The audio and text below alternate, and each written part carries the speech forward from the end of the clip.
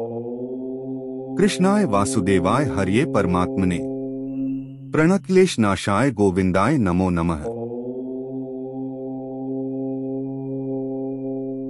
ভগবদ্গীতা অধ্যায় 1 শ্লোক 14 ও তার বিস্তারিত ব্যাখ্যা। তত শ্বেতই হয় যুক্তে মহতি সান্দনে স্থিতৌ মাধব পাণ্ডবশ্চৈব দিব্যৌ শঙ্খ প্রদধ্যতু। বাংলা অনুবাদ। তারপর শুভ্র ঘোড়ায় টানা বিশাল রথে দাঁড়িয়ে ভগবান মাধব, শ্রীকৃষ্ণ এবং পাণ্ডুপুত্র অর্জুন তাঁদের দিব্য শঙ্খ বাজাতে শুরু করলেন। ব্যাখ্যা।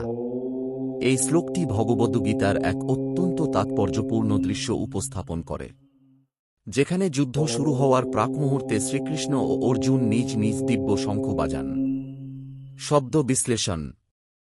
তো এরপর শ্বেতই হয় যুক্তে শুভ্র সাদা ঘোড়ায় টানা, মহতি সান্দনে বৃহৎ রথে, স্থিতৌ দাঁড়িয়েছিলেন, মাধব ভগবান শ্রীকৃষ্ণ, পাণ্ডব অর্জুন অর্থাৎ পাণ্ডুপুত্র, চৈব এবং দিব্যৌ শঙ্খৌ অলৌকিক বা ঐশ্বরিক শঙ্খ, প্রদধ্যতু বাজালেন। গভীর ভাবার্থ। এই শ্লোকের মাধ্যমে গীতার কাহিনী পাণ্ডব পক্ষের প্রতিক্রিয়া তুলে ধরছে। যখন কৌরব পক্ষ প্রচণ্ড শব্দে তাদের শঙ্খ, ভেরি ইত্যাদি বাজিয়ে যুদ্ধ শুরু ঘোষণা করল, তখন শ্রীকৃষ্ণ ও অর্জুনও তাদের ঐশ্বরিক শঙ্খ বাজালেন। এখানে দুটি মূল প্রতীক রয়েছে। শ্রীকৃষ্ণের শঙ্খ ধ্বনি ধর্ম ও সত্যের পক্ষে যুদ্ধের ঘোষণা। অর্জুনের শঙ্খ ধ্বনি ন্যায় প্রতিষ্ঠার সংকল্প এবং সাহসিকতার প্রকাশ। এটি শুধুই প্রতিস্বর বা পাল্টা নয়, এটি ছিল ধর্মপক্ষের পক্ষ থেকে যুদ্ধ শুরু করার ঐশ্বরিক সংকেত। চিত্ররূপে উপলব্ধি।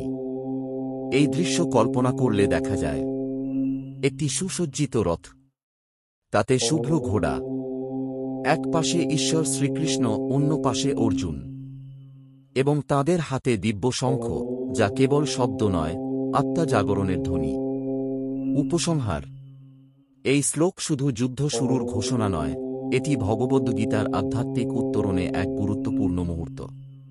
এখান থেকেই শুরু হবে সেই মহান উপদেশ যা গোটা মানবজাতির জন্য পথপ্রদর্শক হয়ে থাকবে।